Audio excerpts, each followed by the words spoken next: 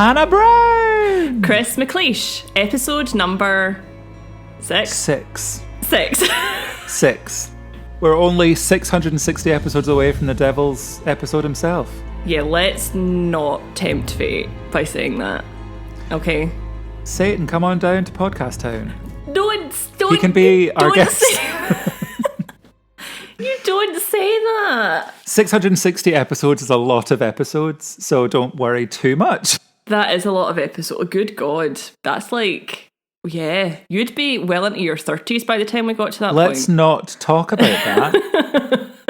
I am but a fresh-faced teenager. Yeah, you're only 17. What are we talking about?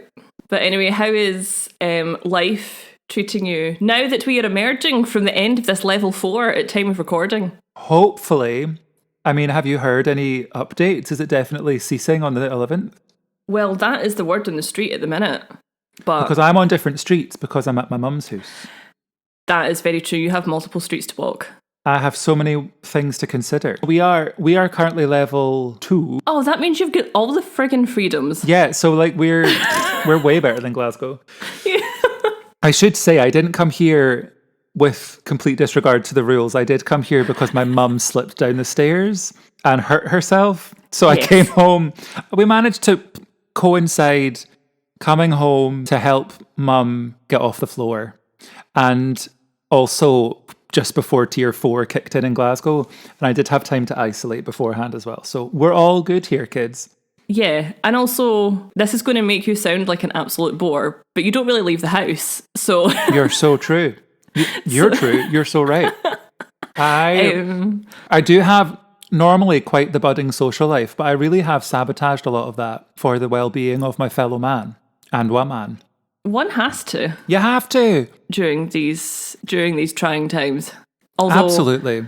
I'm going to put it on record, and maybe I shouldn't because I have got a semi-exciting, well, no, it's quite an exciting Zoom meeting next week or the week after. I'm sick of Zoom.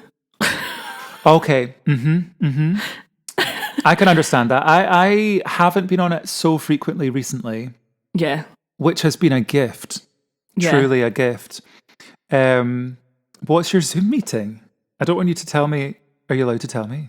No, I am allowed to tell you. It's like, so how do I say this without it being long and also without making it sound like I'm bragging? Okay, brag. Brag. Right. So last November 2019, I was very, very lucky to partake in a 3-day workshop at the Royal Opera House for directors that either wanted to move into working in opera or were currently working in opera and wanted to gain some more experience. So I did that. And then this year over lockdown, they very, very kindly gave us training. I'm not going to name drop the director, but like with a very influential director who I appreciate so much that she gave her time to us all, because she was absolutely amazing and inspirational. And I would like to be her when I grow up. We can speak about that with Satan when he comes on. Yeah. Sell your soul and you could be her. Oh, wow.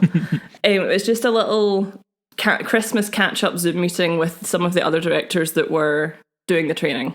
Because because the training ended round about, oh God, when was it? August, middle of August, end of August, something like that. So it's just like a little Christmas catch-up now that English theatres are allowed to open. Scottish theatres, on the other hand, is a whole other mess. It is a whole other thing, but let me tell you, I don't think I approve of London theatres opening or English theatres opening. Fair. I can see your point. Yeah. I know that we need to get this industry started again.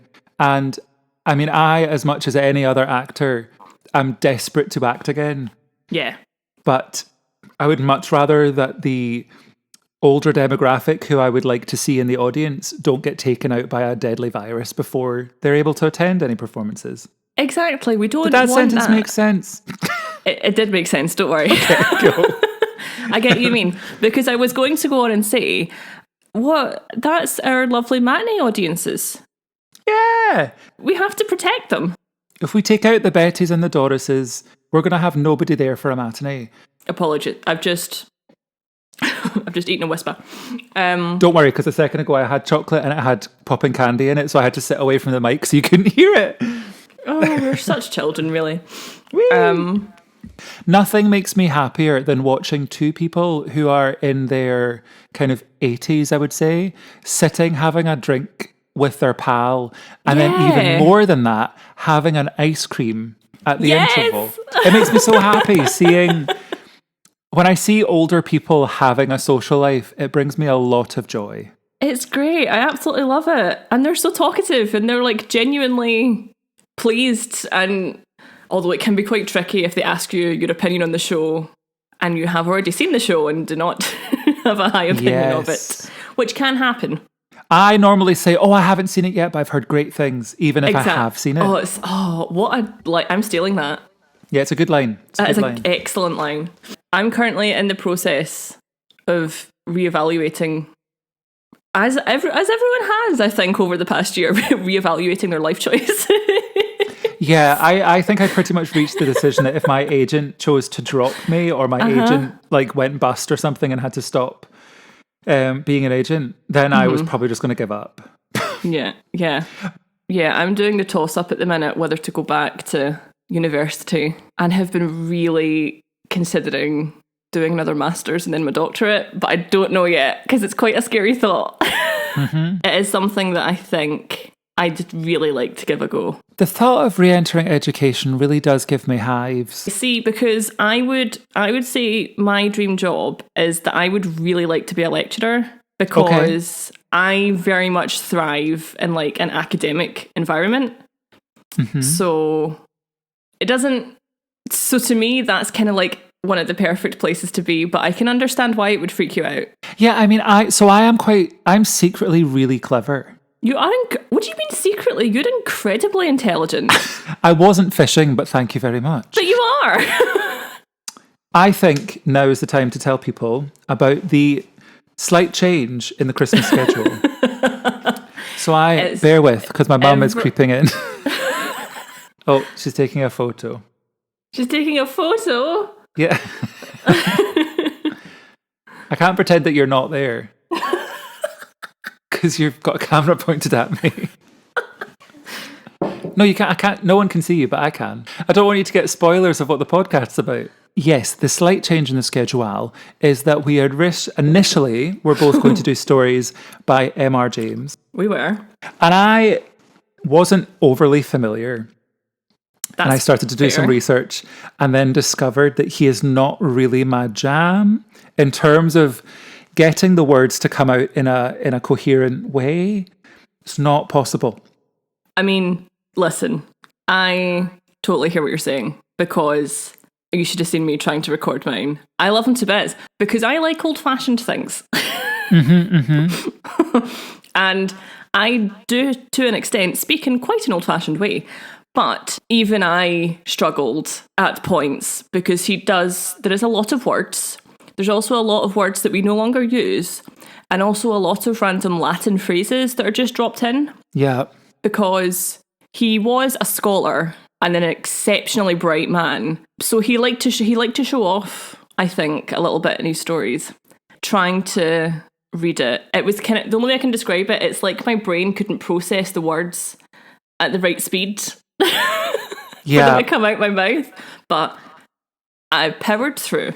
So we have all been witness to me struggling my way through quotes from court cases from the Victorian days. There was no chance that I was going to get my tongue around solid literature, where it's a full kind of half-hour long story of words that just don't make sense in the order that they're presented to me. But I was pleasantly surprised. I found an article that featured the names and the titles of stories that are in the kind of Gothic horror genre that are all public domain. That's how I discovered that Edith Nesbit, writer of things such as The Railway Children, and also we just discovered before starting that she wrote a collection of short stories called Pussy and Doggy Tales, which I think is excellent. Oh, and I've just noticed, so that was 1899. In 1895, it was just Doggy Tales. So she decided to expand to all forms of critters. And so that's good. So she wrote the Railway Children, probably one of her most famous stories. But she was also a horror story writer. And they're of the right period to still be considered Gothic. But the language is slightly more Chris McLeish friendly. And we like that. Yeah. This is coming from someone who's quite happy to do a Shakespeare speech. I'm not sure what it is about Victorian language I can't get my tongue around. I will be doing something by E. Nesbitt. And I'll talk more about her when the time comes. So that's something to look forward to for Christmas time. Yes. Yeah, I'm very excited. So we're still doing short stories in the Gothic realm. Yes, and also, how nice is it just to represent the women? Very true. Shall we turn to the Magical Hat of Destiny? Dip on in. I feel like we need a theme tune for the Magical Hat. I'll write it right now. No, I'm going to keep working on it. Keep working on it. Yeah. That's your job. For 1 week, I would like you to surprise me with a theme tune for the hat. Okay. Oh. Hocus pocus. Well, funny you should say that. Okay, Chris, this might be a slightly divisive question for you. Give it to me. Okay. Who is best, Winifred, Mary, or Sarah Sanderson? Okay, listen. You have really opened up a dialogue into my favourite subject that I could happily give lectures upon lectures on. The people want to hear it. I have a lot of feelings. I have never actually really thought about which one I think is best. I would say, because it depends on which angle you're looking at. In terms of the best witch, the answer is 100% Winifred Sanderson. She does have talent. But Sarah has the ability to lure children with her voice. That's pretty cool. She stuck by her sister despite the fact that, I need to break this down for people who don't know Hocus Pocus. So Billy Butcherson is going out with Winifred, but cheats on Winifred with Sarah. And so Winifred then kills him and stitches his mouth up. And Sarah still sticks by Winifred. She's like, you killed the man. I mean, I suppose Sarah had some making up to do because she enabled Billy Butcherson to cheat on Winifred.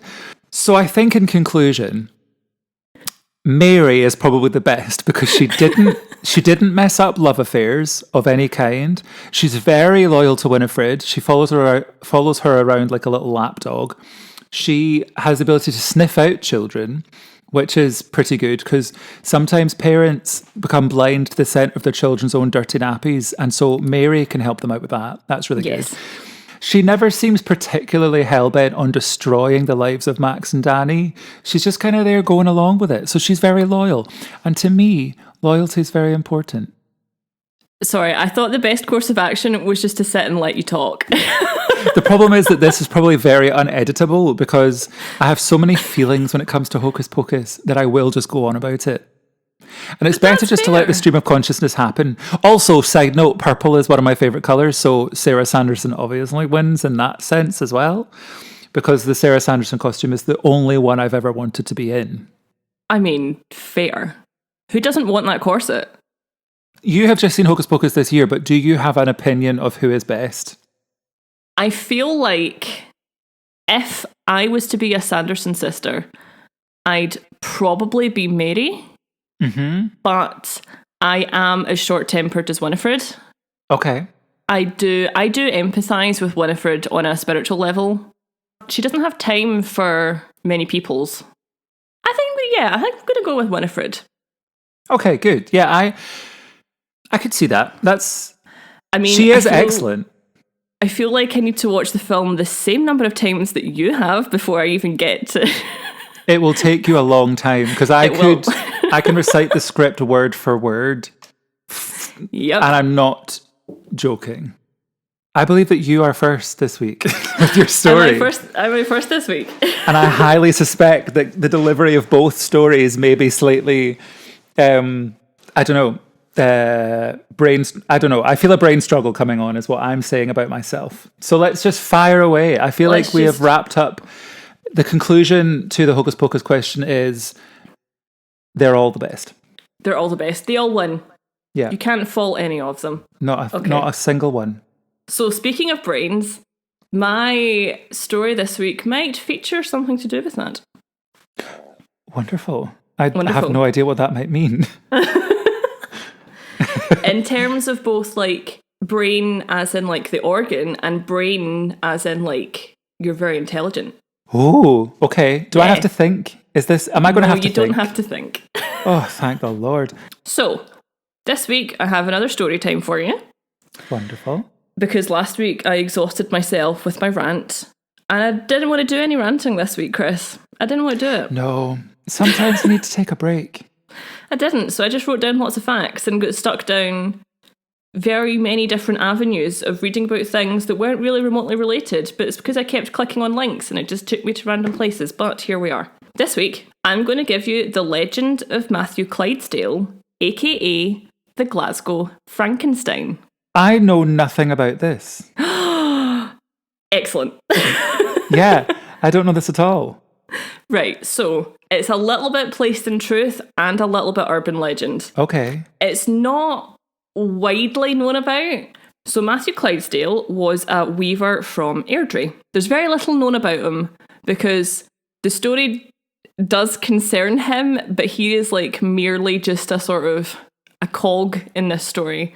So there's not loads of details about him.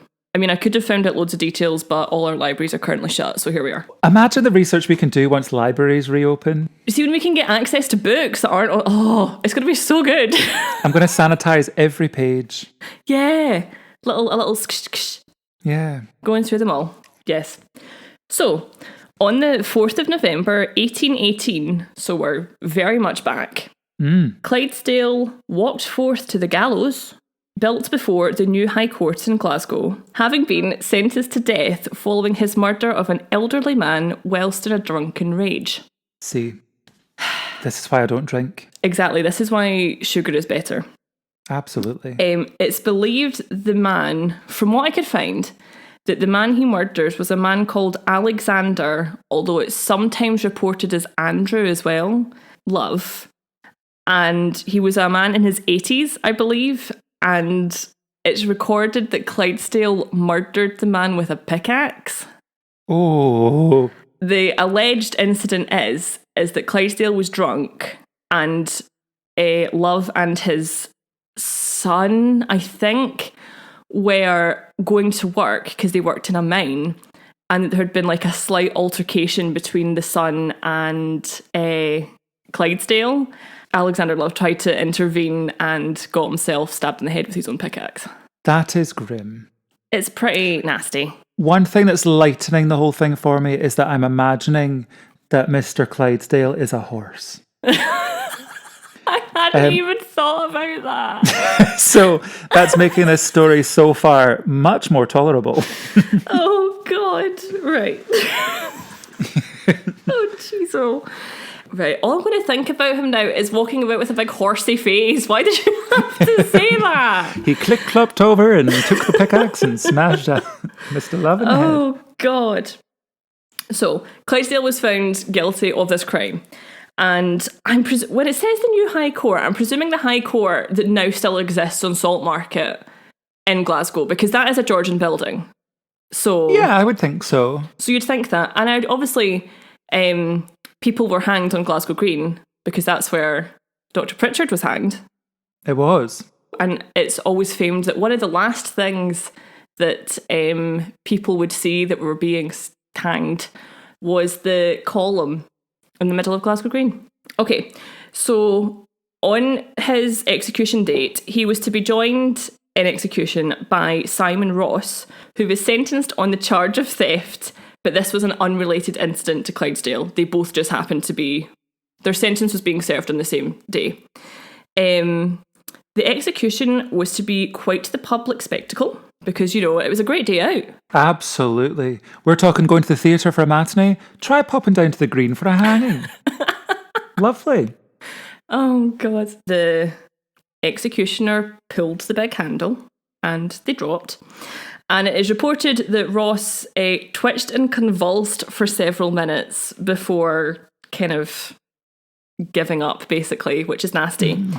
But it's recorded that Clydesdale succumbed immediately to his fate. So it was very much a quick execution for him.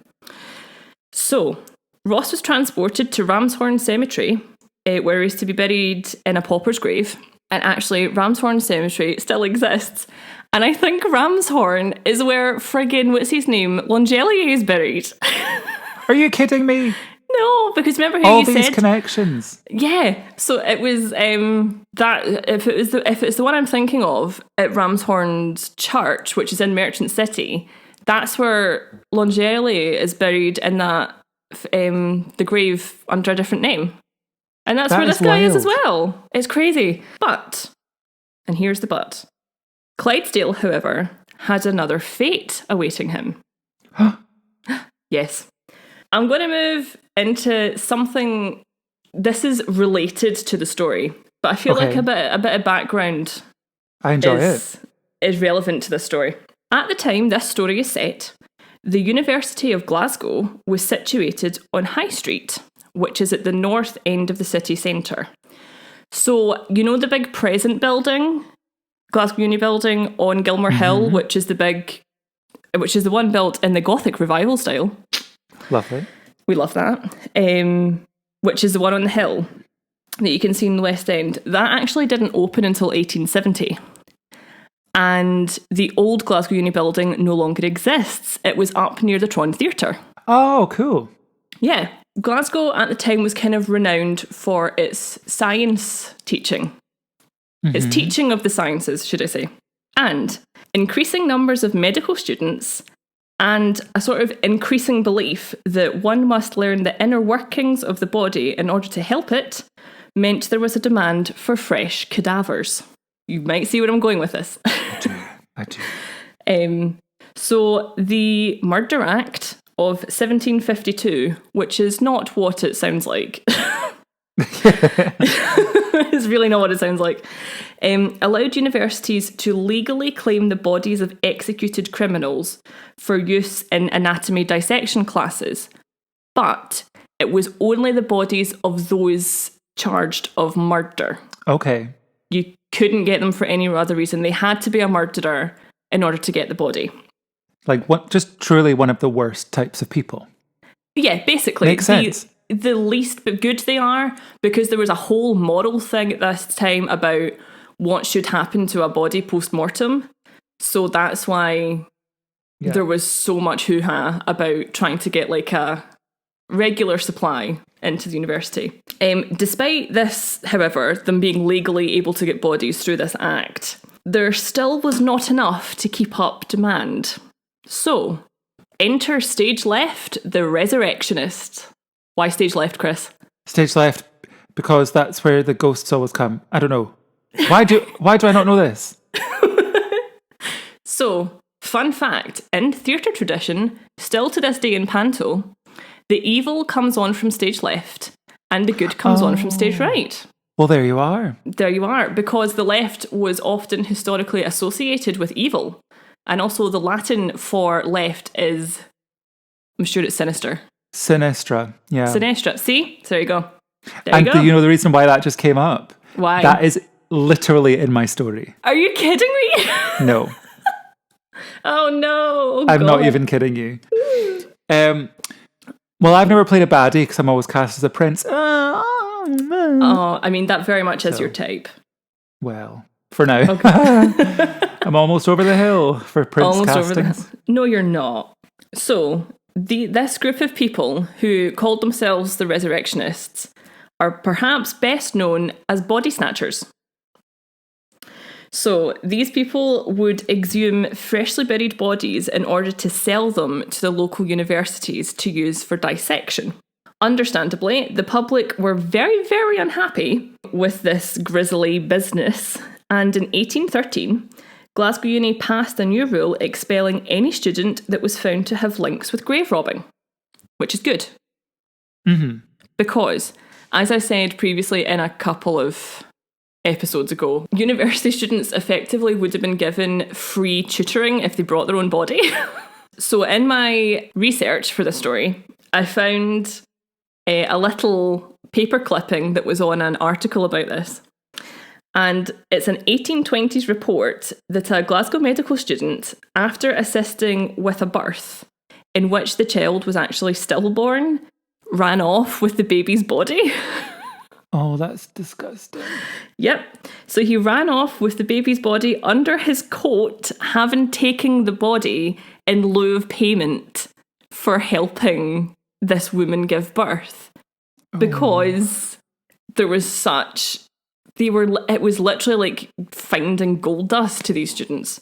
He reportedly threw it off a bridge in order to make a quicker escape, because that's a logical thing to do. Oh.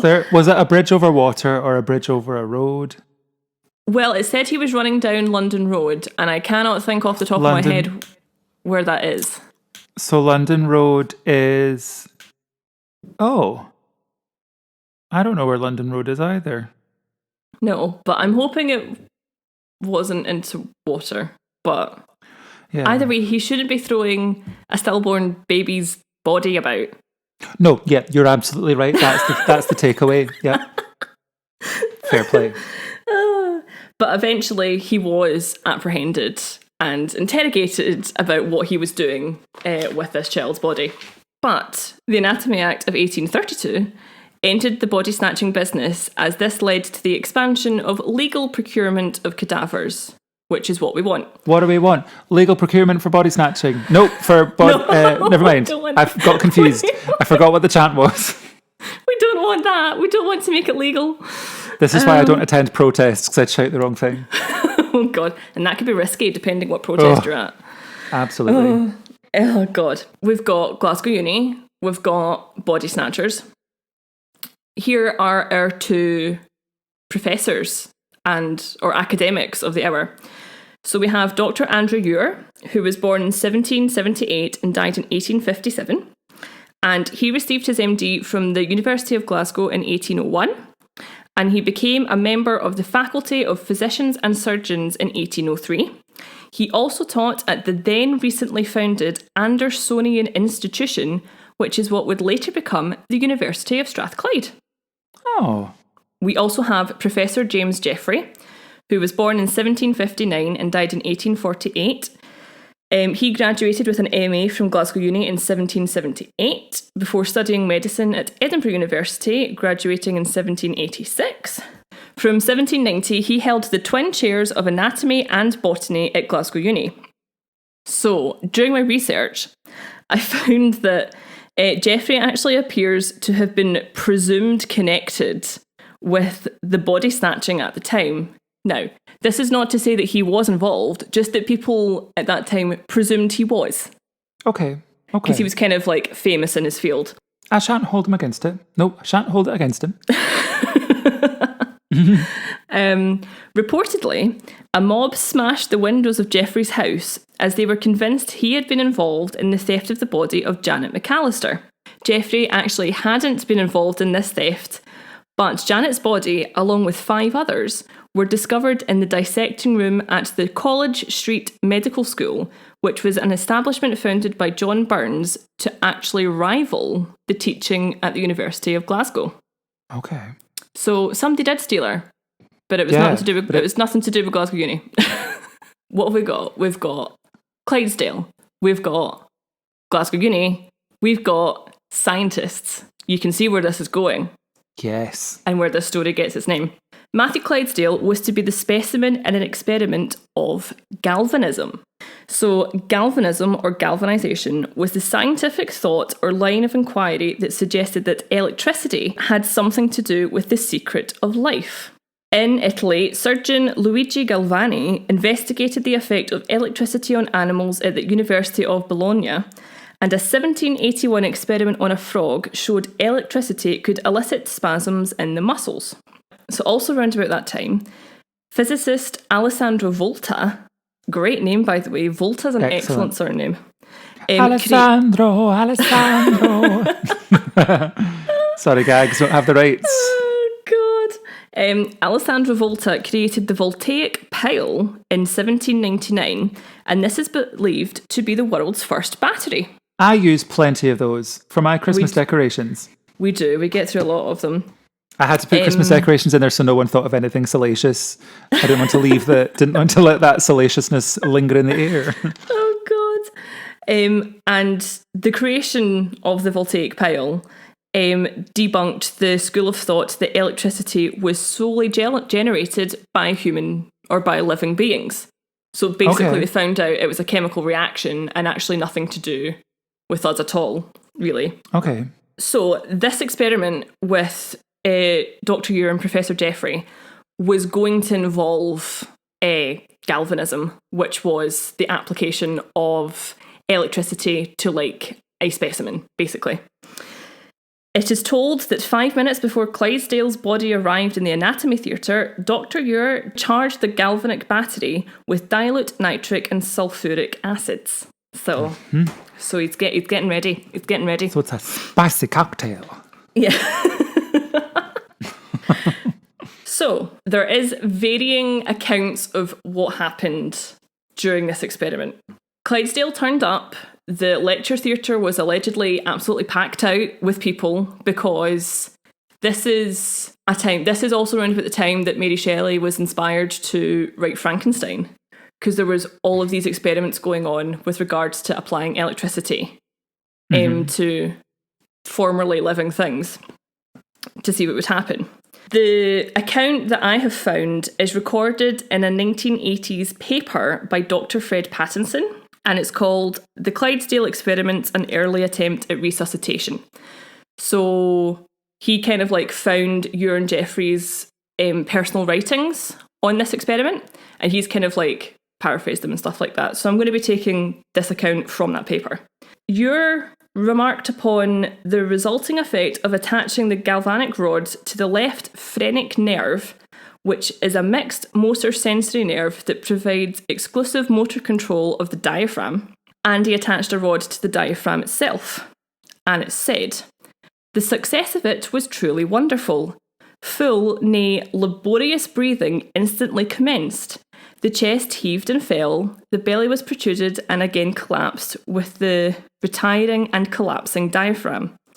So there's a little bit of movement going on here. Then the electric current was applied to the supraorbital nerve, which, it says, provides sensory innervation to the skin of the lateral forehead and upper eyelid. So like face, basically the top of your face. And he also applied a rod to the heel, and perhaps the most shocking of events occurred at this point. No pun intended. I didn't even realise I wrote that. Oh, God. Well done. So it says that the most horrible grimaces were exhibited. Rage, horror, despair, anguished, and ghastly smiles united their hideous expression in the murderer's face. At this period, several spectators were forced to leave the apartment from terror or sickness, and one gentleman fainted. Wimp.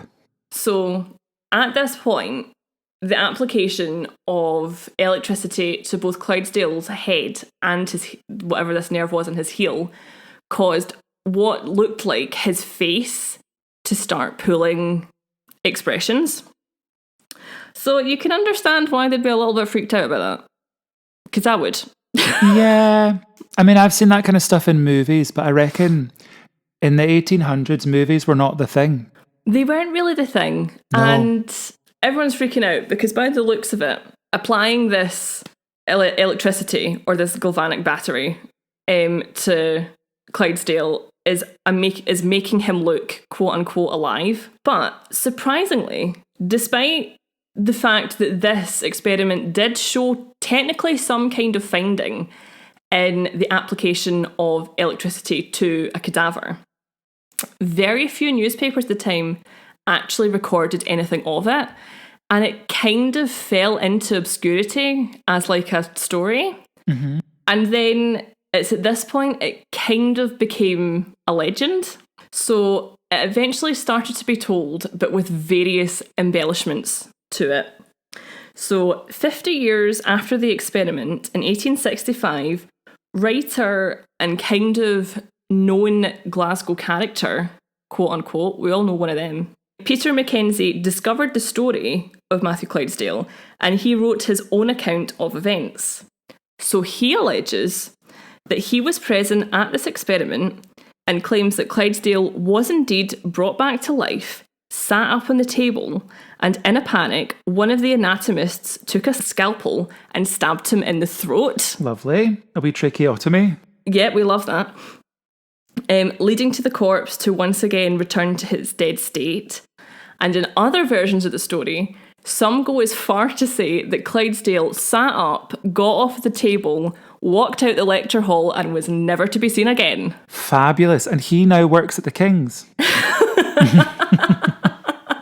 He's a great pal. But personally, I enjoy that one better because I think that's the one, or the creepiest thing that I take away from like Mary Shelley's Frankenstein is that you don't know if the creature is like immortal. Yeah. So I like the idea that he did get up and walked out and is still among us somewhere. That would be cool. Yeah. So the experiment actually wasn't in vain. So it's recorded that you're suggested that he would do certain things differently in order to perhaps get like a better result.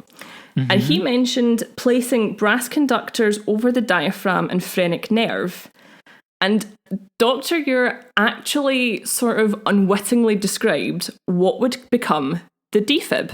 Yeah. Is this a Scot? So are we? So are the Scots again the founders of an excellent invention? I mean, I can't say that whole like. Yeah, I mean maybe, but I'm going to say that we are. Okay, why not? So, why not? Yeah. So from what he was describing, he was actually now describing something that has saved countless lives. When he was just thinking about, oh, what would I have done to bring this dead body back to life with electricity? And actually, he sort of like foresaw something that we do use nowadays. So yeah, that was the legend of Matthew Clydesdale, aka the Glasgow Frankenstein. Lovely. Thank you. I feel like that might have been a slightly chaotic telling because my brain is mush. Don't you worry about it. Hopefully you got the gist of it. I did. We are approaching Christmas, and the brain bemuddlement is a common thing. So I feel like the next couple of weeks we're allowed to have a pass if our stories are a little charged, if you will. Exactly. And again, also, no pun intended. Oh, we're doing so well with the electricity puns. Yeah, also, I think my brain is just frazzled after reading that M.R. James story, because that's what I spent most of my weekend doing.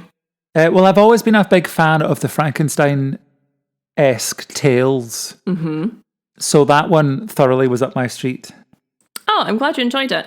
And I gotta say, not a lot of people actually know about this story, because it is technically a true story. It's just that over the years it has passed into legend because it is told with so many like embellishments now.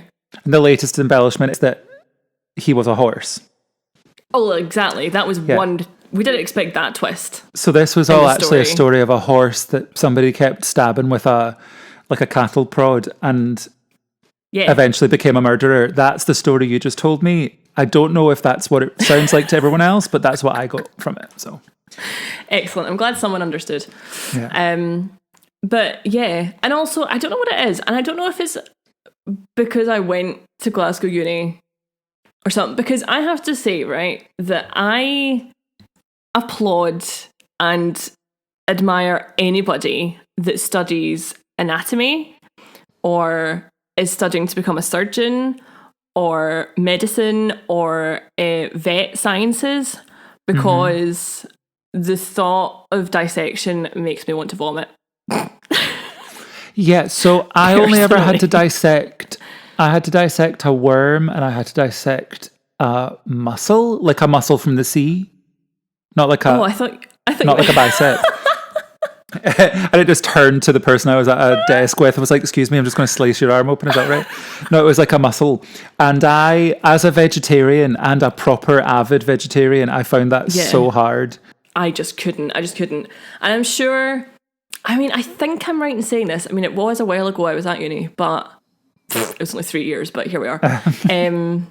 I'm sure the anatomy buildings are still still used at the Gilmore Hill campus. Right. I just remember walking past them, and if it is the building I'm thinking about, the windows have got like frosted glass on them now. Ooh. For obvious reasons. Mm-hmm. And I think there's just something really sort of macabre about the whole body snatching thing. But all right, also, what I'm going to say is going to sound really twisted, but I don't mean for it to sound twisted. I also think there's a super interesting like moral argument around the body snatchers and stuff like that. Yeah. Because obviously, like, it was totally immoral what they were doing, because you shouldn't be digging people out their graves. But also, it was all these young students who had to see the workings of the human body in order to fulfill like the moral duty that they had taken upon themselves to save people's lives. Yeah. So there is like this whole kind of like complicated argument as to it was immoral what they were doing, but was it for like a moral purpose? Yeah, find that whole era of like university life really like fascinating. That's a fair point. And I feel like if it was opened up, if they were able to open up the discussion of people donating their bodies, yeah, that would have been very beneficial for this day and age, for that day and age rather. Yes. Yeah, I'm not in the 1800s, I forget sometimes. We're not. No. You might look like a pirate, but we're not. Yeah, I can't help it. So I'm always either a pirate or the Western world's image of Jesus, or what else am I? Renaissance period vampire. Or a Victorian with a habit of wanting to kill people. Yeah, it's just, I really do check a lot of boxes. Niche. Yeah. Yeah. So I'm surprised I haven't been cast as some kind of rogue. Well, I have. I've been a pirate. You have been a pirate, and you wore that lovely frock coat. I did. I love that coat. That's a good coat. Orange wouldn't have been my chosen colour, but what can you do? Shall we launch straight in to my story? Let's go for it. So funnily enough, I actually considered doing Birkin hair. We love a link. We love a link, but I didn't go for Birkin hair. I decided to go for something else. I went for something a little closer to home. Okay. That is my home, Aberlady, on the east coast of Scotland. So let me first tell you a little bit about East Lothian. I'm not going to give too much away what the story is going to be about, but it's something that I have always found fascinating, and the fact that it all happened pretty much all around where I've lived my entire life till I moved to Glasgow 9 years ago. Oh, bless you, Trixie. Oh my God, that is the cutest thing ever. She just sneezed all over the shop. Okay, so East Lothian is a county that is considered chiefly agricultural, with farming, fishing and coal mining forming significant parts of the local economy, and that has been the case since the 19th century. Okay. Aberlady is a part of East Lothian, as are places like Dunbar, Musselburgh, North Berwick, which is where I'm going to talk about quite a lot. Lots and lots of places. And also talking about it being an agricultural kind of area, I might have told you this before, but the bus stop in Aberlady High Street is literally an old set of scales that was used to weigh sheep and pigs and things that were being taken through the village to the markets nearby. So that's pretty cool. I love that. Like, literally just be sitting on a set of scales. I'll probably put a picture of that on Instagram, because it's it doesn't look like a set of scales, but it did used to. Yes. So all around us, we've got castle ruins. We have Tantallon Castle, Dunbar, Diddleton, all of which are really, really beautiful and well worth a visit if ever anybody's in the East Coast. Excellent. Some of them are, you pay a little fee to enter, but some of them are just completely free to roam around. We have loads of castles that are just literally sitting in the middle of a field that you can go up to and have a look. It's really cool. Popular legend suggests that it was a battle between the Picts and the Angles in East Lothian village of Athelston Ford in 1823. No, it's not even 1823. It was longer ago than that. It was 823. that the flag of Scotland was conceived. Oh. Now, this isn't a part of my story, but I do believe that what happened was after the battle, when they looked up in the sky, there was the shape of a cross formed by clouds. So it's nothing to do with St Andrew at all? Well, see, this is why it's a legend. Okay. It might just be that people in the East Coast are like, we were the ones who saw the flag first. Oh. And so that's probably why that happened. But it's also, Fair. I also just had to get Athelstan Ford out there because Athelstan Ford is spelt ATHELSTANEFORD. It's too many letters, too long a word. It's just pronounced Athelstan Ford. You're doing very well in pronouncing it. Thank you. Some people say Elsonford, but I've never heard of it, so I don't have an opinion. I don't know if people who are from this place call it Elsonford, but I call it Athelstan Ford, and that's what I've always called it. So That's very much a Scottish thing, though, is like writing words with stupid silent letters or not the way they're pronounced.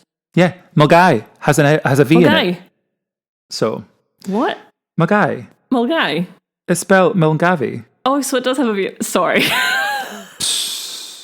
I was making a point, and you've just helped me prove it.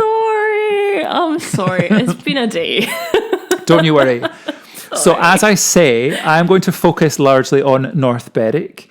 So North Berwick is a town that lies hugging the coast of East Lothian, just to the east of Edinburgh, as is all of East Lothian. It is a small, sleepy old fishing town and yet had several surprising claims to fame. The island of Fidra, which you can see from the bay, it was the inspiration for Robert Louis Stevenson's Treasure Island. I did not. What an excellent fun fact. Fabulous. It is home to the Bass Rock, which is a famous seabird nature reserve and has been recently named the best place to live in Scotland in the Sunday Times best place to live list. That was a mouthful. The best place to live. Oh, that's difficult. The best place to live in Scotland in the Sunday Times best place to live list. Nailed it. Oh, that's well done. Okay, thank you. The word north was applied to distinguish North Berwick from Berwick upon Tweed, which is in England. Yes. And throughout the Middle Ages, the Scots called Berwick upon Tweed South Berwick because they wanted to differentiate. And I cannot tell you how many people I've told I went to high school in North Berwick. And they were like, oh, you went to high school in England? I'm like, no, North Berwick and Berwick have nothing to do with each other. They are completely different places. They are not linked in any way. Oh, that was a tiresome argument. Does my head in.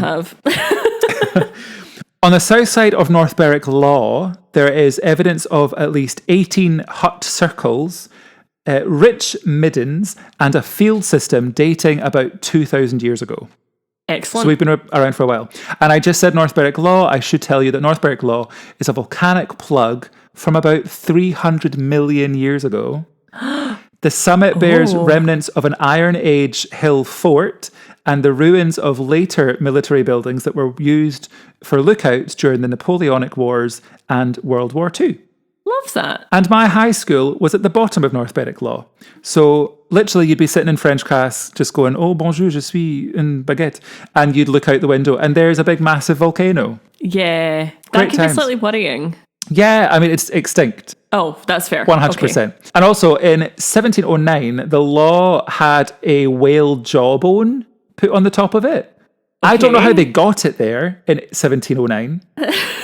But the bone was replaced 3 times until being removed due to safety concerns in 2005.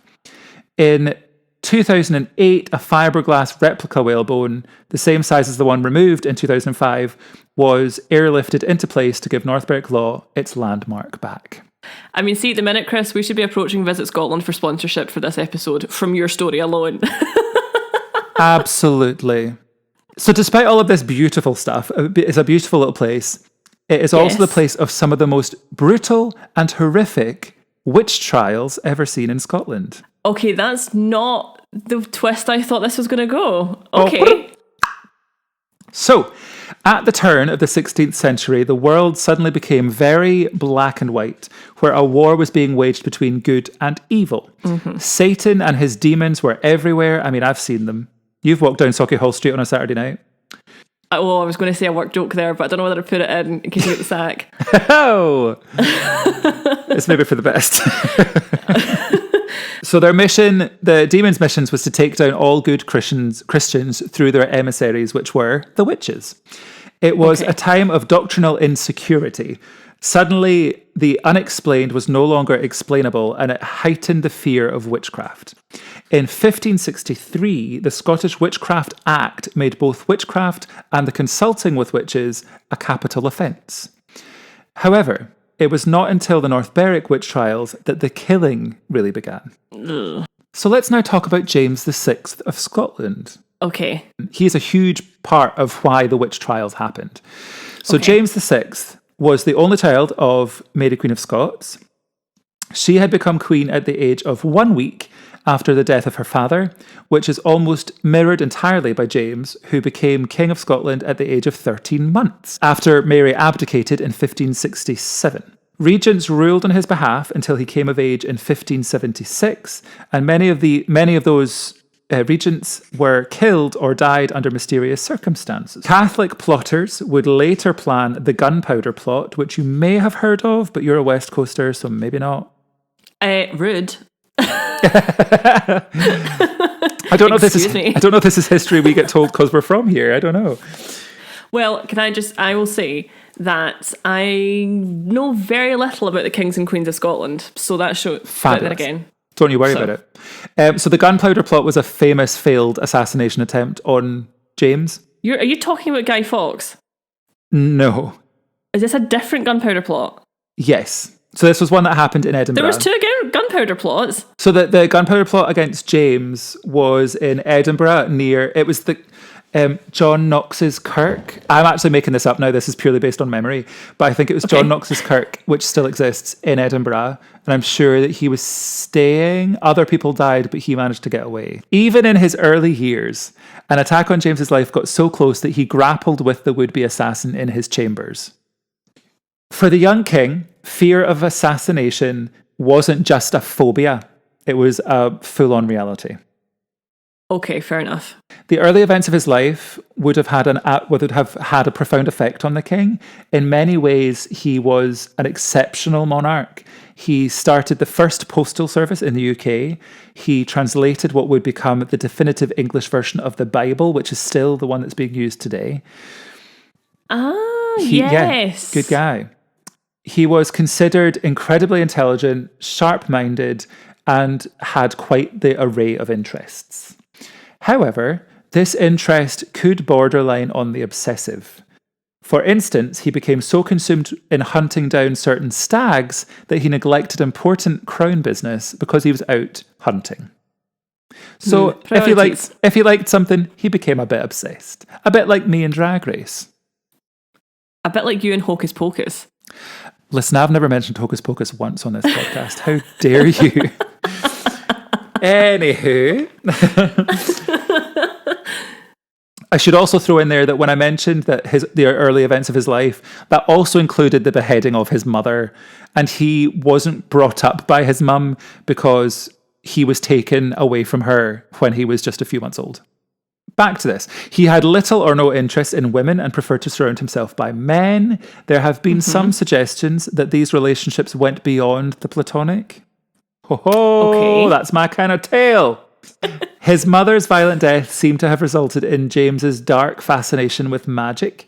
Did his lack of an immediate family make it difficult for him to be emotionally available to his wife or to rob him of empathy for his subjects? Who's to say?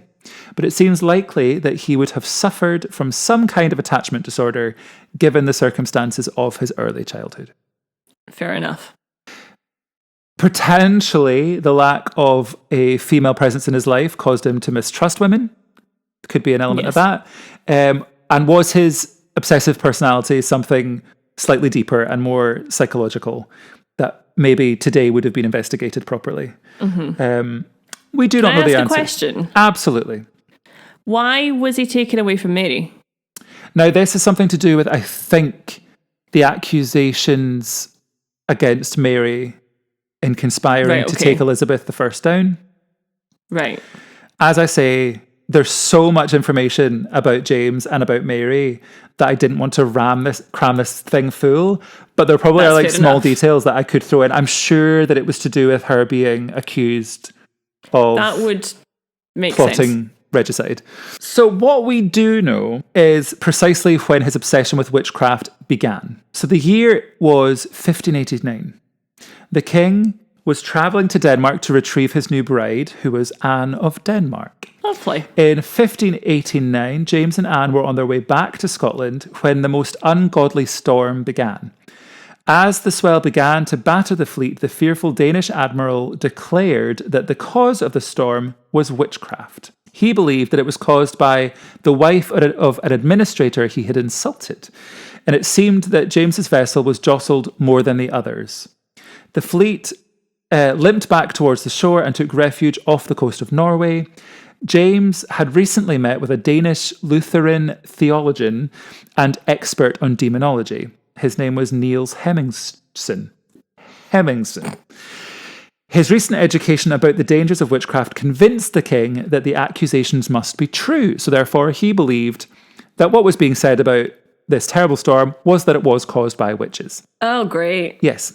There was talk at the time of one of the witches having travelled into the Firth of Forth on a sieve to summon up the storm, not only proving that she was a witch, but also that she was a plotter of regicide. So there was talk. People spoke about this as if it were fact, that witches had caused the storm because they wanted to take down James. There are lots of things in my research I came across to do with people plotting because they had eyes on somebody else becoming king, and so they were trying to get him out of the way. But there were so many different accounts that I thought it best just to skim over them a little bit, because that's not really what I was wanting to talk about. That's fair enough. Soon after this disastrous travelling over the waters, the witch hunts in both Scotland and Denmark began. The king was to take part in the hearings, and his response was to change the course of how those charged with witchcraft were tried for the next 100 years. The North Berwick Witch Trials revealed a dark and cruel side to James's nature, and yet he was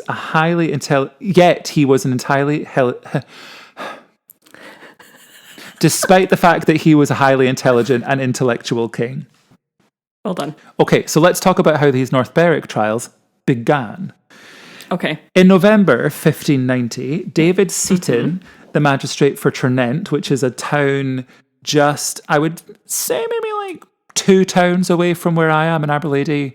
Ternent is where my granddad was born. Yes, thank you. So he became suspicious that one of his servants, Gellis Duncan, was involved in the use of witchcraft. Whoa. What? Gellis Duncan? Yeah. That is the name of a character in Outlander who is tried for witchcraft. Let me tell you, that woman is based on this woman. Really? Yeah, bitch. Wow. I know. I just thought that was a very good Scottish name. I'm so glad that you clocked on that, because I haven't actually put that in here. Oh, yay. But yeah, she is represented in Outlander. So Gellis Duncan was involved. He thought that Gellis was involved in witchcraft because she suddenly gained a reputation as a healer and was frequently absent from her quarters at night. The magistrate, together with his son, also named David, were known locally as keen witch hunters. After being tortured, Gellis started to confess, then proceeded to implicate others during later interrogations. Oh. Initially, she denied all of the charges, including having dealings with the devil, but after prolonged torture and the discovery of a devil's mark on her neck, she eventually broke down and confessed to being a witch. Oh. Under torture, she named some of the following accomplices. John Fian, who was a local schoolmaster in Prestonpans, an alleged coven leader and wizard. Agnes Sampson, a respected local midwife and healer. Agnes Thompson. Barbara Napier, who was the widow of the Earl of Archibald Douglas, the 8th Earl of Angus. She was accused of bewitching her husband to death. Archibald was said to have died of a disease so strange that there was no remedy or cure. There was also Francis Stewart, the 1st Earl of Bothwell, cousin to the king, who is one of the people that folk thought James was targeted so that Francis Stewart could take his place as king. Okay. And there was also Euphemia MacLean, who was daughter of Lord Clifton Hall, with whom she conspired to kill her godfather. Why is it always the midwives? I know. Any kind of nurse. I feel like they always went after nurses, midwives, healers, anyone who did anything remotely medical, I feel, were targeted. Galis was eventually strangled and her body was burnt. Oh.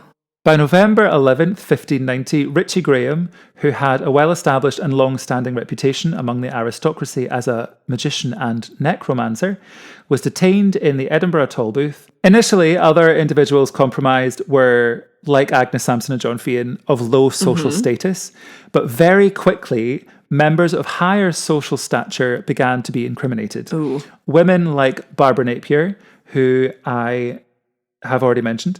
She was a member of Edinburgh's high society, and Euphemie McCalzian is what I think her name may be pronounced like. That's the name. Who was a prominent heiress and part of the city's legal dynasty, both of whom had prior involvement with Galis, and Agnes were named as well. Eek. Not good. Barbara Napier was tried on the 8th of May, 1591. She was found guilty of consulting with witches, namely Richie Graham and Agnes Sampson, but was exonerated on the charge of being present at the witches' convention. Now, this is one thing that I read. This wasn't in every article.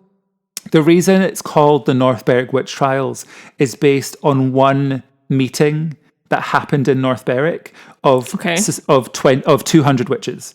It's suspected that 200 people gathered at a gathering in North Berwick, and that is why it's the North Berwick Witch Trials. And all of these people were said to have attended or to have consulted with someone who had attended. So they were having a big party. And they're all getting accused of going to this party. Oh, aye. And I think I do get further in, I'm sure I do get to talk about that. But my research really honestly is so garbled this week. But I'm piecing it together, don't you worry. You are piecing it together. It's just there's a lot of names and a lot of dates for this one. There is. It's really stressful.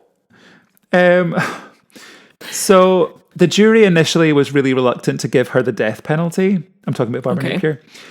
But they did on the 10th of May, because the king was unwilling to accept the court findings and wrote to jury members insisting a guilty verdict be returned for all of the charges against her. They were ordered to an audience with James on the 7th of June. He berated them at length, emphasising the error of their judgment. It was at the trial of Barbara's jurors that the allegations she was party to, a conspiracy to harm the king, unfolded.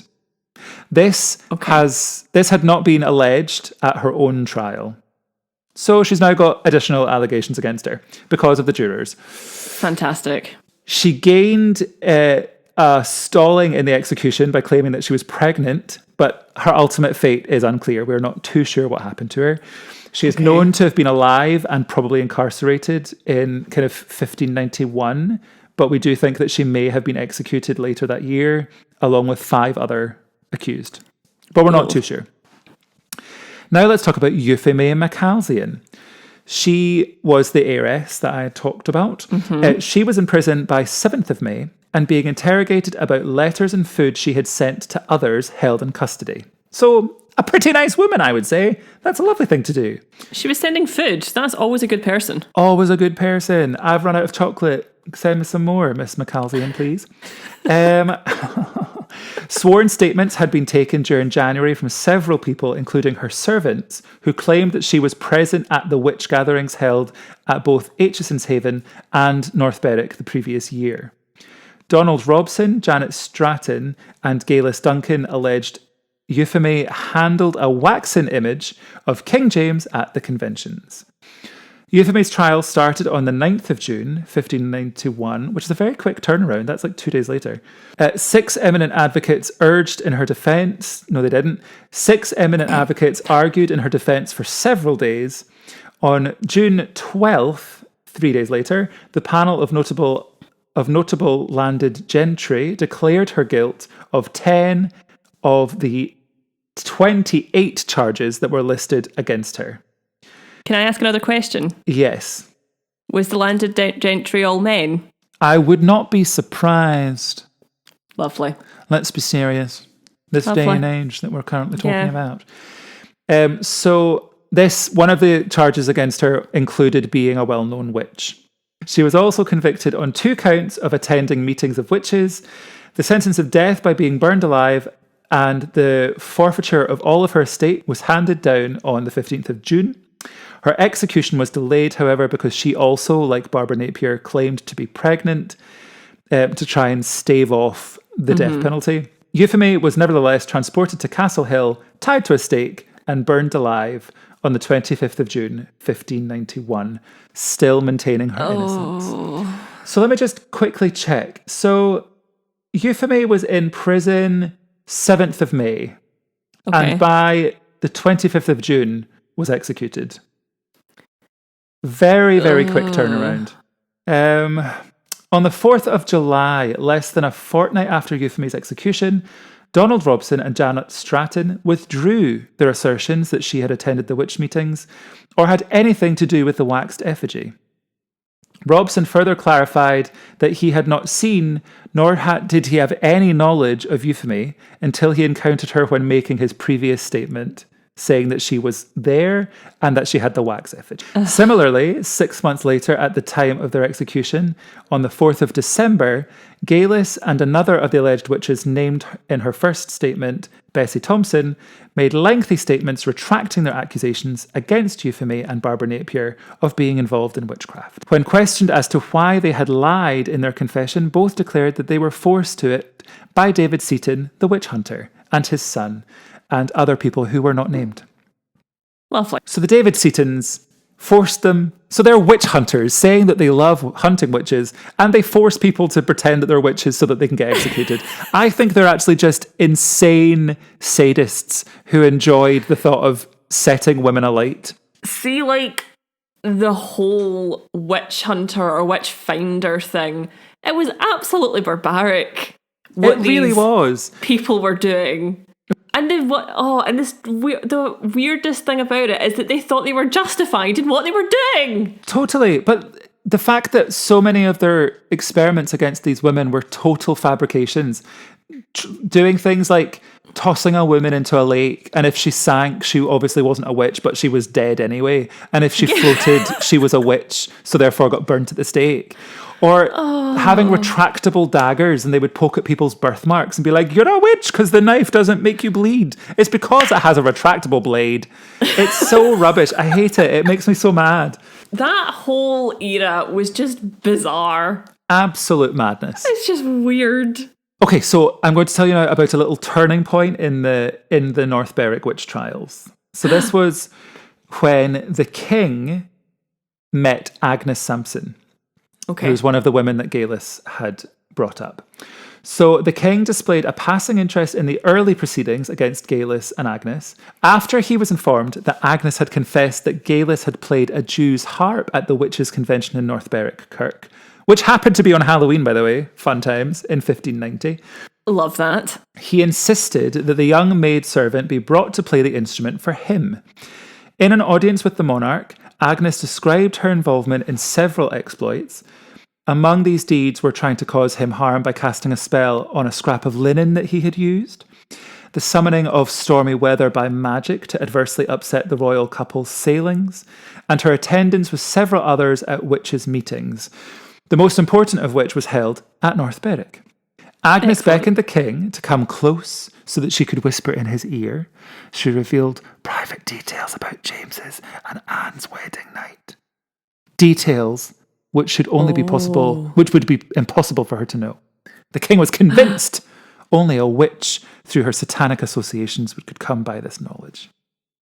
Except for the fact that during this time, royal wedding nights were not private affairs. The consummation of the royal marriage bed was a public event, witnessed by important personages at court. Witnesses were seen as a necessity because so much hinged on royal marriages. It is not beyond the realms of possibility that someone went gabbing about, telling everyone about what he had seen. I say he because, come on now, most likely. Gabbing about what he'd seen at the royal wedding night. Agnes caught wind of it, so therefore knew things. So she was just kind of messing with him a little bit, I think. So basically what she was doing was just telling him the water cooler gossip that she had picked up about his wedding night. 100%. And back in those days, water coolers were just puddles. They would just stand around a puddle in the street and talk. Oh, God. We can't even do that now. No, we can't even do that now. Agnes was subjected to severe torture. Initially, she denied any charges brought against her, but then she spent some time in the dungeons. Poor Agnes. Remarkably, I know, really awful. Remarkably, Agnes was able to endure her ordeal for days without confessing.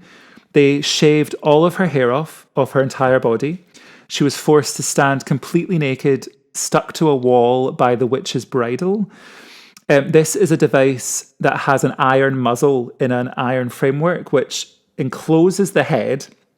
There's then 4 sharp prongs that go into your mouth. 2 prongs are against the tongue and the other 2 are against the cheeks. She stood like that for days without sleep or food. Agnes wasn't easily broken down. She, obviously, a very, very strong woman. Because I don't know that I would last 5 minutes. Oh my God, that's barbaric. That's awful. Horrendous. Oh my God. There was rumours as well that in certain articles that I read that men would sometimes get a hold of these devices to use against their wives if they were too naggy. I love the way that men treated women in the olden days. Agnes was obviously clearly very resilient, and her jailers became very frustrated. So they started to increase the level of torture, and that included the use of a garrote. Oh, God. Within an hour of having the noose put around her neck and tightened, Agnes eventually confessed to the 53 indictments against her. The main ones were treason, consorting with the devil, and witchcraft. On the 16th of January 1891, Agnes was taken to the scaffold in Castle Hill, where she was garroted and then burnt at the stake. Something that was particularly strange about the North Berwick Witch Trials were the strange nature of the accusations, and also the different forms of torture that they used against these people that were accused. And they were not all women, I have to say. Yes. They believed in equality in the North Berwick Witch Trials. They really did try it on with everyone. Although it's not recorded, it's generally accepted that a lot of people died because of the torture injuries and not because of a guilty sentence which led to burning at the stake. To me, this just sums up like the whole Witchfinder thing, right? Is the fact that they would like torture people. And of course people are going to confess to whatever to make you stop. It didn't take a lot to be accused of witchcraft either. Oh, you great. could be accused because you were a redhead, which in Scotland, hello, it's literally our thing. It's what we're known for. It's our niche. Yeah. We also, if you had an unusual devil's mark, quote, which we would now call a birthmark. Yeah. So they would the devil's mark is what they would stab with a retractable blade, and because you didn't bleed, they would then say, "Haha, you're a witch," but you're not. You're just not being stabbed, and also being left-handed, because as you said earlier, yes, the Latin for left, I think it's sinistra. I think it's sinistra, which became sinister. Yeah. Traditionally, older women as well, and anybody who worked with any kind of medicine or any kind of herbology kind of thing, and primarily midwives as well, would be targeted. Some of the implements of torture I will explain to you now. Lovely. So there was one in particular that sounds so horrific that I almost don't want to talk about it. It's called the breast ripper, and it does exactly what you think it does. So the breast ripper consisted of 4 pronged levers. Levers, never said it that way before. Levers. That would encase the boob of the accused witch, and it would then tear it from her chest. Oh, no. Yep. No. Oh, God. Yeah. Sleep deprivation was also a very effective means of torture, and caused much less physical harm than the breast ripper, but the very nature of the results played into the hands of the torturer, because these torturers, they would keep the accused awake for hours and hours and hours to the point where it became days, which eventually caused the victim's body and brain to reset itself by manually shutting itself down. Which, I mean, after I've definitely done a couple of all-nighters, and it is rough, and I can't imagine having that on top of being accused of a witch and being put in a dungeon. Yeah. In other words, they would start to dream while they were awake. Oh, and they kind of, dear. The line of reality and dream state came increasingly blurred, which led to hallucinations, which, because of the lack of rest, that would make the prosecutors believe that the individual was a witch invoking magic and confessing to deeds that they had committed. Another horrific account was that of Dr. John Fiennes. His torture included having his fingernails forcibly extracted and then having iron pins thrust therein. He would have the thumb screws, which does what it says on the tin, screws your thumbs. Oh, God. And he would also have the boot, which would slowly, it was like a metal contraption that was put on your foot, and it would be decreased in size until it was so small that your feet were left unable to breathe, and they would be crushed, and your feet would be crippled. Dr. John was reported to have endured the torture without expressing any pain, and in the end he was tricked into confessing that he was in league with the devil. He was finally taken to Castle Hill in Edinburgh, placed in a cart, strangled, and then burnt on the 27th of January 1591. Oh, God. So that is a couple of stories of the victims. Some of the confessions that came from the torture during the North Berwick Witch Trials include the following. Sailing up the Firth of Forth in a sieve to St Andrew's Old Kirk in North Berwick, which is where they had the 200 people-sized gathering. Also dancing with the devil and kissing his buttocks. Oh. Digging I up can't corpses. imagine that being a fun time. I've always imagined it would be quite hairy, because in my mind, Satan's got goat legs. That's not what I was expecting you to say. Digging up corpses from St Andrew's Kirkyard, dismembering them, tying the limbs to christened dead cats, and throwing them into the sea to conjure up a storm to kill the king. That one had to have come from a hallucination, because that is weird. Yeah, that's quite decorative, that one. Yeah. Good Lord, lots of detail. Lots of detail. And also collecting venom from a black toad to be used to poison the king. So most of the confessions were to do with conspiring to take the king out. I mean, I can understand that, because he sounds like a prat. Although the North Berwick Witch Trials was the first major witch hunt in Scotland, it was not the last. Okay. As a whole, there were approximately between 3,100 and 4,000 people accused of being a witch in Scotland in the coming years. Over 1,300 of these would be executed. Eventually, James became James I of England in 1603 on the death of Elizabeth I, and appeared to have continued his fascination of the dark arts. He released a book, which was a bestseller, called Demonology. It explored areas of witchcraft and demonic magic. He did that while he was king. So again, being a little distracted while probably like he was supposed to be doing king things. Because, I mean, like all the poverty and the probably like incoming like Black No time Death for that that was probably upon them, or, just the normal everyday things. But no, let's just write a nice big book. Yeah.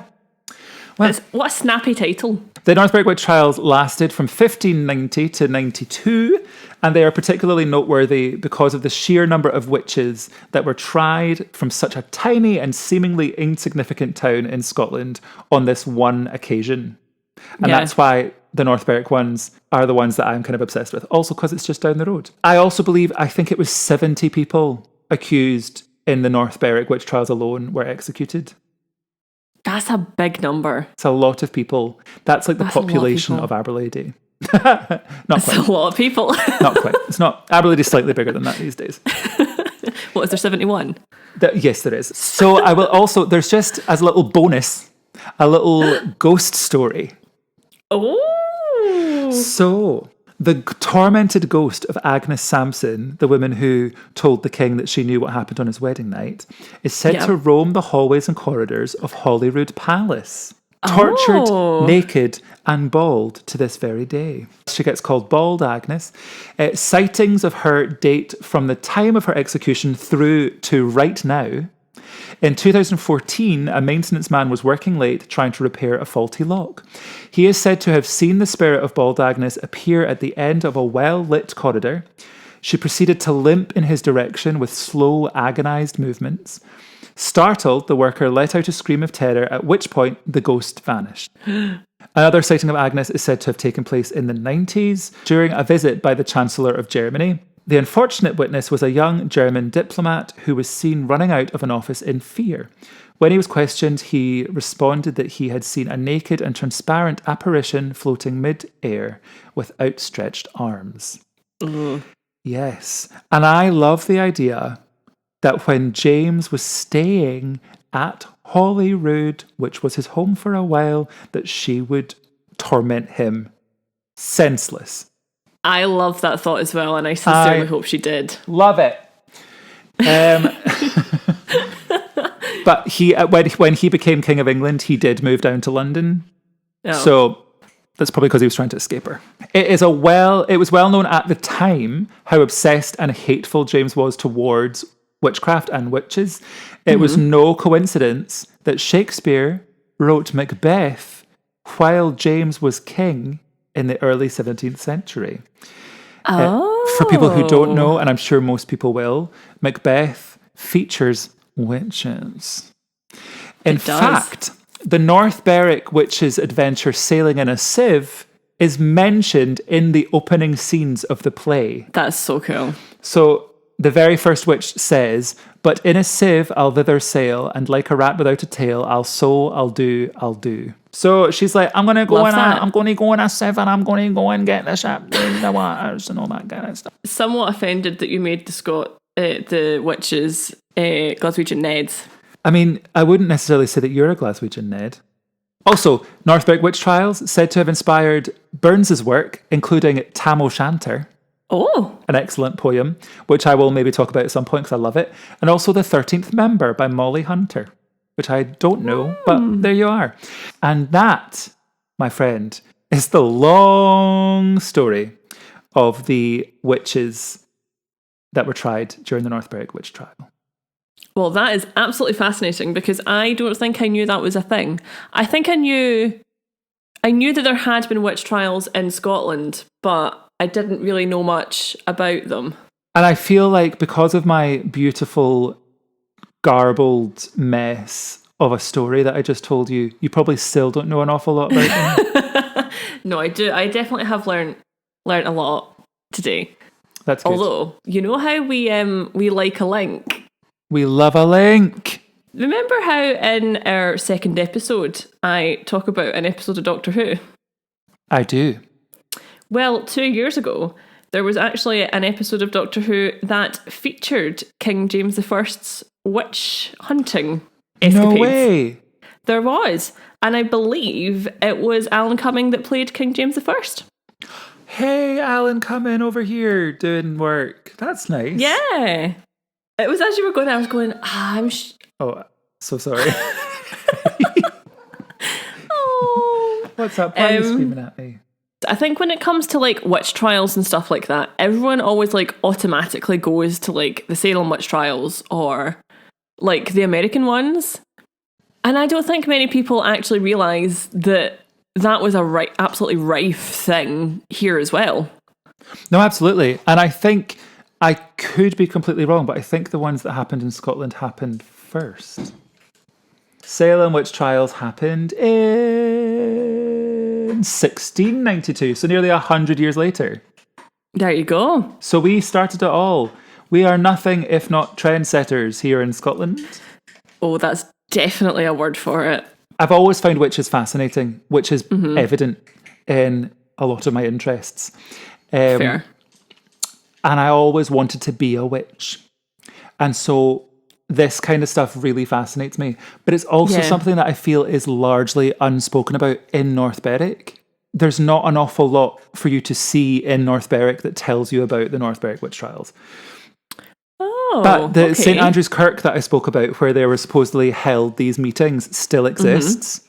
Mm-hmm. So the Seabird Centre, which is quite famous in North Berwick, just up from there, there's the ruins of St. Andrew's Kirk. It's quite small, but it's where these witches supposedly had their meetings. I recommend highly that people go away and read about the North Berwick Witch Trials and also King Jamie and Mary Queen of Scots and things, because this whole thing is so fascinating, but there are so many different versions of what happened. Things like, apparently they summoned the devil at this meeting, which is not true because they didn't do that. But there was someone who attended dressed as the devil. So it could be they were having some kind of wild Halloween party. Yeah. And it just got misconstrued. Or it could be they were conspiring to try and kill the king. I don't know. But anyways, the ruins are still there, but a lot of it got washed away in a storm. So like a lot of the structure is not there anymore. But I think that is the only spot in North Berwick where there's anything about witch trials. Do you think it's because it's still considered a sort of taboo thing, or do you think it's because people just don't know their own history? I don't know. I feel like Scotland is the kind of place generally that I think is pretty proud to talk about its history regardless of what that history is. See, I would agree with that, but I would argue that we are actually very bad at learning our own history. I don't know if it's the school system, like I genuinely don't know, but because I don't know that much about the Scottish, or major events in Scottish history. There is a lot of stuff that happened pretty close to me that I know only because I live here. But then I feel like I know plenty of people who live here that are my friends who don't know this kind of stuff. I don't know. I suppose everybody, each to their own. I will probably touch on a lot of historical stuff. No, that's to fair. learn more. And there's a lot of it out there. And also that is why we are doing this, is to facilitate the learning of perhaps unknown Scottish history. And it's all just fun stuff. I love this stuff. I think it's fun. And I think it's, I've really enjoyed learning the stuff that I didn't know already. And yeah, I'm still finding this whole thing really exciting and fun and interesting. Yeah, let's just wrap this mother up. I, as always, encourage you to get in touch. Go to our Instagram for photos that correspond with the episode when it comes out on Friday, which you know because it's coming out. I do that every time. You do that every time. Every time. Also, if you want to email us any stories of your own that you have, or anything that you think you'd like us to touch upon, go to aweebitgothic@gmail.com. Tell us those things there. Join our Facebook page, which is A Wee Bit Gothic. Oh, it's been a bit of a chaotic one tonight, but hey. It has, but if you've stuck with us throughout it, well done. Exactly. And we like to keep you on your toes. We don't want you to get lulled into a false sense of security. No. We are nothing if not consummate professionals that have days off. We're only human. There's a song in there, but I'm not going to sing it because I refuse to be the one that sings a song for everything. Oh, God. Was that Gothic? A wee bit.